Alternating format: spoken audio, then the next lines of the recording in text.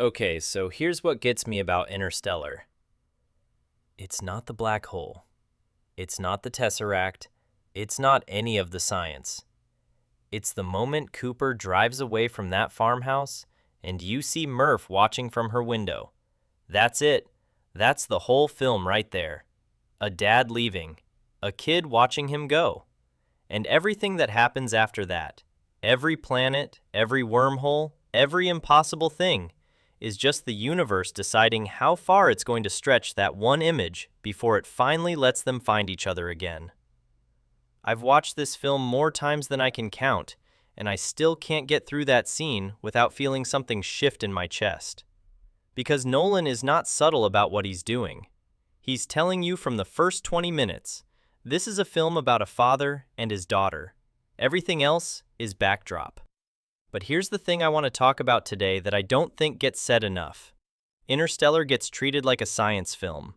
People debate the physics, the time dilation, whether the tesseract actually makes sense. And yeah, that stuff is real and it's fascinating. But if you only watch it as a science film, you're missing what it's actually about. This film is about guilt. The guilt of a man who chose to leave his child behind because he believed the math said it was the right thing to do, and then spent the rest of his life, across dimensions, through a black hole, 23 years of time he lost and could never get back, trying to outrun that choice. I'm Plot Explained. If you're new here, subscribe and hit the bell. We do this every week. Now let's go back to the beginning. So the year is 2067, and Earth is dying. Not from a war, not from some dramatic single catastrophe, just slowly, steadily, from a crop blight that has been eating through the world's food supply for decades. Wheat is already gone. Okra is going. Corn is the last thing standing, and even that is getting worse every year. The dust storms that roll through the American Midwest aren't just weather. They're the topsoil of a dying planet lifting into the air because there's nothing holding it down anymore. And in this world, where society has basically given up on the future and decided everyone should just farm until the end, we meet Cooper, former NASA test pilot, widower, now growing corn on a farm in the Midwest with his two kids, Tom and Murph, and his father-in-law, Donald. And Cooper is a man who is going insane from stillness. He was built to fly. He was built to push toward something. And instead, he's watching crops fail and listening to his kids' school teach them that the Apollo moon landings were faked, government propaganda to bankrupt the Soviets. Because a world that has stopped dreaming about the future finds it easier to tear down the past than admit it gave up. His daughter Murph is 10 years old and already getting in trouble for telling her teacher the Apollo missions were real.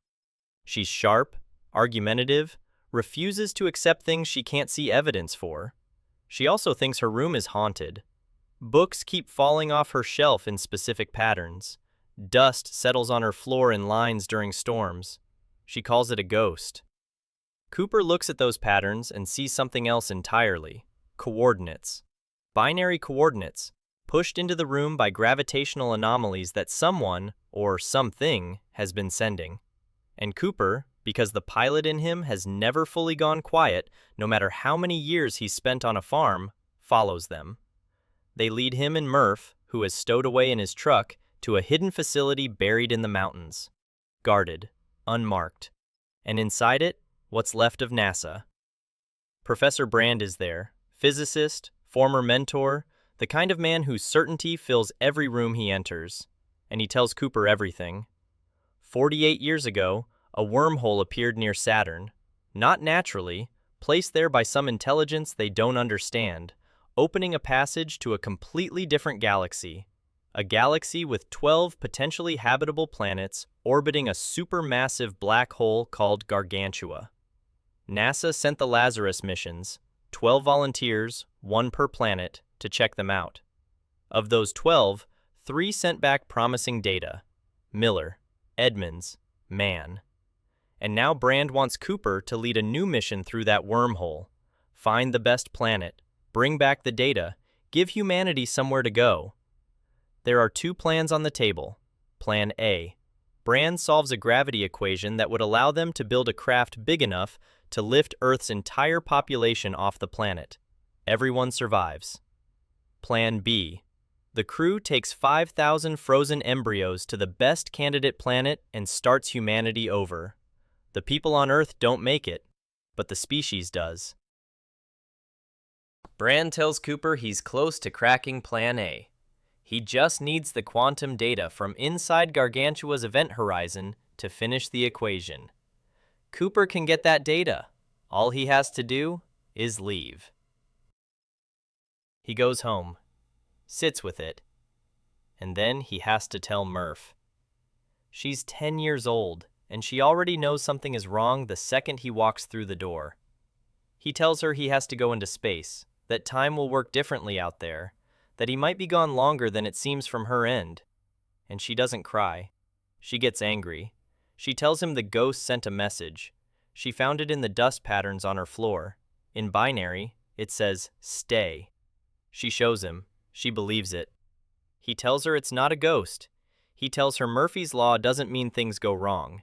It means anything that can happen will happen. And what can happen is that he comes back. He gives her his watch, tells her they'll compare times when he returns. And the morning he leaves, Murph won't come to the door. She stays in her room. He stands in the doorway for a moment, gets in his truck, drives away. And she watches him leave, without knowing when or if he'll return.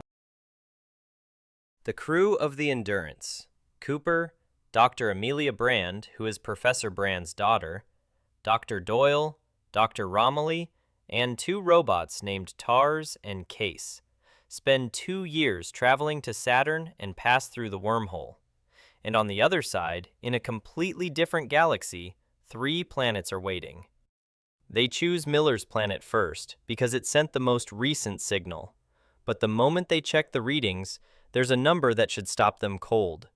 1 hour on Miller's surface equals 7 years passing on Earth. The planet sits so close to Gargantua that time dilation is extreme. Every second they spend down there costs them years up here. They go anyway. They land on a shallow ocean, knee-high water stretching to the horizon in every direction. They find wreckage from Miller's expedition almost immediately, but before they can process what it means, Brand spots something on the horizon. Not a wave. A wall of water the height of a mountain, built by Gargantua's gravity, moving toward them with a patience that is genuinely terrifying. They run. They get to the lander. Doyle doesn't make it. Swept away, no last words, gone. And Cooper and Brand barely get airborne.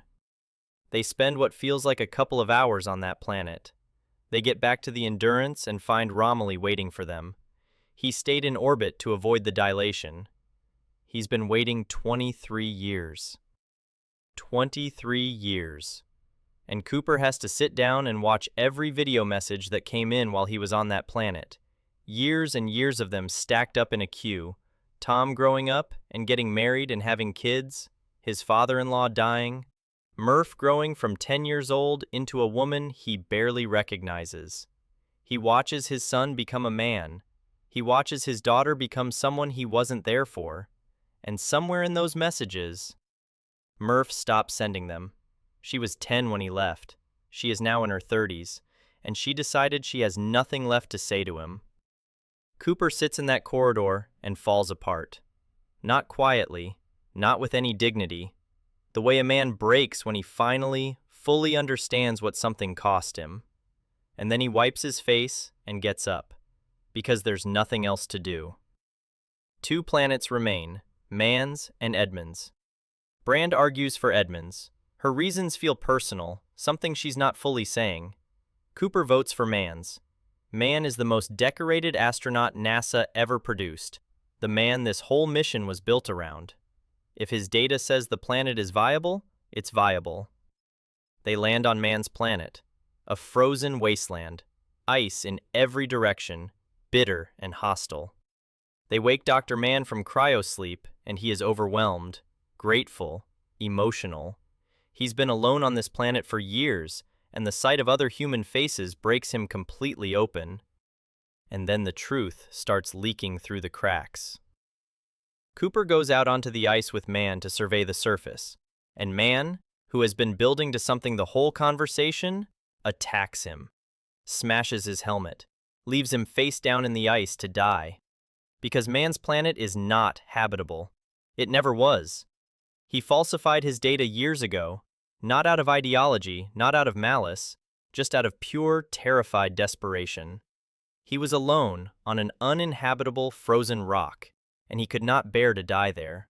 So he sent a signal that would make someone come and get him, and he's been keeping that lie alive ever since. He makes it back to the Endurance, tries to dock manually. He doesn't know what he's doing. The airlock explodes. The explosion kills Romilly, destroys key parts of the ship. And Mann, the great explorer, the man whose name the mission carried, dies in the vacuum of space, alone, exactly the way he always feared.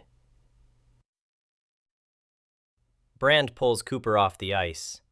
What's left of the crew, Cooper, Brand, Tars, and Case, runs the math on what they have left. Not enough fuel to get home. Not enough to reach Edmonds directly. One option. Slingshot around Gargantua. Use the black hole's gravity to launch the Endurance toward Edmonds' planet. It works on paper. The cost, another 51 years of time dilation on top of the 23 they already lost. Cooper is already a ghost to his children. 51 more years doesn't change that. He tells Brand the plan, and then the rest of it. The Endurance can't carry full weight through the slingshot and still generate enough momentum. Someone has to jettison. Cooper and Tars will go into the black hole to collect Gargantua's quantum data, the data that could complete Brand's equation and make Plan A real. Brand and Case ride the slingshot to Edmonds. She tells him there has to be another way. There isn't. Cooper jettisons into Gargantua, and here is where this film does something that has absolutely no right to work as well as it does. Because what Cooper finds inside the black hole is not death. It's not darkness. It's a tesseract. A 5-dimensional space built by intelligence. Future humans, so evolved they exist beyond time, where time itself is something you can physically move through like a room. And this tesseract is built around one specific location: Murph's bedroom. Cooper floats through an infinite version of his daughter's childhood. Every moment of that room at every point in her life, stacked and stretched around him in every direction. He can see her, young Murph sitting on her bed, adult Murph in the same spot 25 years later. He can almost reach her, and then it hits him. The books falling off the shelves, the dust on the floor, the message "stay" in binary, the ghost she was scared of her entire childhood. That was him. He sent himself to NASA. He sent himself on the mission. The coordinates in that dust? His own hands, from inside a dimension he hadn't reached yet. The future causing the past, causing the future in a loop that has Murph's bedroom at the center of everything. And now he understands what the tesseract is for. Tars has gathered the quantum data from inside Gargantua, the information that finishes Brand's gravity equation, the missing piece that makes Plan A possible. Cooper has to get it to Murph. He tries knocking books off shelves, pushing dust into patterns, desperately reaching through the dimensional barrier. But the data is too complex. He can't transmit it that way. And then he sees the watch. The watch he left her. She still has it. Even after she stopped sending messages, even after she decided she was done waiting, she kept it. Cooper uses Tars to encode the quantum data in Morse code and transmits it through the second hand of that watch, tick by tick, across a black hole, across 23 years, through a dimension she can't see. A father tapping out a message to his daughter through the hands of a watch he gave her when she was 10 years old. Adult Murph, now a scientist working on Brand's equation, picks up the watch, and she remembers. The ghost, her father's voice, the thing she spent her whole adult life trying not to think about. She reads the second hand, deciphers the code, and she solves the equation. Plan A becomes real.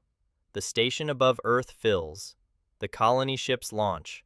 Earth's population makes it out. The tesseract releases Cooper. He wakes up near Saturn, drifting, found by a passing ship with barely any oxygen left. He's brought to Cooper Station, a massive habitat orbiting Saturn, home to thousands of people. Named after Murph, not after him, after her. He asks where she is. They bring him to a room, and there in the bed, surrounded by her children and grandchildren and great-grandchildren, is Murph.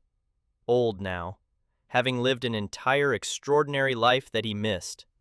She looks at him, this father who left when she was 10 and has barely aged, and she tells him to go. Find Brand. Live the rest of whatever time he has left. Her life is complete. She closes her eyes. Cooper steals a spacecraft, of course he does, and heads toward Edmund's planet, where Brand has been building the human colony, where the future is being put together piece by piece. The film ends before he arrives. We don't need to see it. The last shot is Brand on a new planet, removing her helmet, breathing alien air, looking up at an alien sky. Whatever humanity becomes next, it starts there. Here's the thing I keep coming back to. People talk about the tesseract like it's the emotional peak of Interstellar. And yeah, Cooper realizing he was the ghost, realizing he sent himself to NASA, realizing he's been watching his daughter grow up through a bookshelf from inside a black hole, that's devastating. That absolutely is. But the scene that actually breaks me every time I watch this film is earlier. Much earlier. It's Cooper sitting in that corridor on the Endurance, watching 23 years of video messages, watching his son get married, watching his father-in-law die, watching Murph go from 10 years old to a woman in her 30s who stopped sending messages because she got tired of waiting for a reply that wasn't coming. And he just watches all of it, unable to do anything, unable to go back, just sitting there with the full cost of his decision laid out in front of him on a screen. Because here's what the film is really asking. Cooper left because he believed he was doing the right thing. He genuinely believed Plan A would work, and he'd come home, and maybe not that much time would have passed, and Murph would be a teenager, and they'd still have years together. He told himself the math said it was the right call. But the math also said, 1 hour on Miller's planet equals 7 years on Earth. And he went anyway. And he lost 23 years in an afternoon. He didn't abandon Murph. I don't think the film lets you say that. He loved her completely, and the mission was real, and humanity surviving was real. But he also made a choice. And the choice had a cost that no amount of good intentions could change. And the tesseract is the universe showing him that cost, putting him inside every version of his daughter's childhood at once, letting him see every moment he missed, and making him watch himself leave through her window over and over again. And he still has to do it. He has to transmit the data. He has to let the watch do the work. He has to trust that the daughter he raised, stubborn, brilliant, furious at him, will read it, will understand, will solve the equation he can only pass through a second hand. And she does. Because she's Murph. Because of course she does. The reunion they get at the end is 10 minutes in a hospital room while she's dying. That's it. That's what all of it added up to, for her. A whole life without her father, and then 10 minutes with a version of him who barely aged before she goes. And the film doesn't apologize for that. Nolan doesn't give you a tidy ending where it all evens out and the sacrifice feels proportional to the reward. He just shows you what happened. Cooper saved the species. He lost his daughter's life. And those two things sit next to each other in the final scene without either one canceling the other out. He flies toward Edmund's planet, toward Brand, toward whatever comes next. And it looks like hope. It genuinely does. But it also looks like a man still moving, still going, the way he's always gone, forward, because stopping means sitting with what he left behind. There's a line early in the film that Cooper says, and I don't think it gets enough attention. He says, "We used to look up at the sky and wonder at our place in the stars. Now we just look down and worry about our place in the dirt."